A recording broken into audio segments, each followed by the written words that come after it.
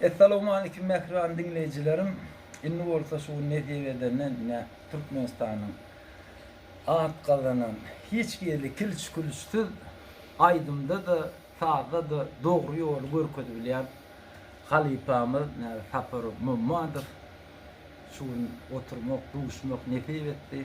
Taparcan umuman yürü vardı ulanı dinleyicilerime aytıp vereysen baş üstüne. Dersin can tağı. Men ne şu ne begenen bir şeyler. Ben okuyucuyum. Men yandı. Yaşa çıkart. Falsalan inim ne Muratcan. Benim çalma, benim ayıptı.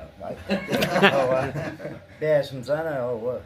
Bulan dersin canı ne okuyucuyum diye ne. Yani okuyucuyum olup bir barmağına sade öğretmeden. Sade öğretmenle de var.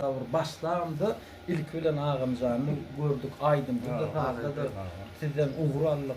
Şun begenen ihafı aytacak olan adım dersin. Şu daşta öğren ortaya. Dedim iniyim.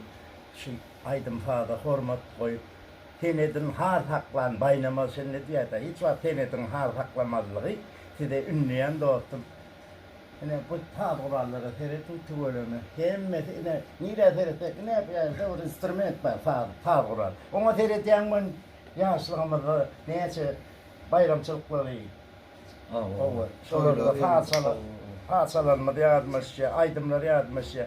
Sonuçta Murat zaten gülen ta olsun. Aydın mıydı? Beşim canım var. Tüvölümü kovuruyan ben. Aydımla mı vuruyan, elem mi vuruyan. Vikinli oğlumla Göktürk'ümüzün vikinli çağı.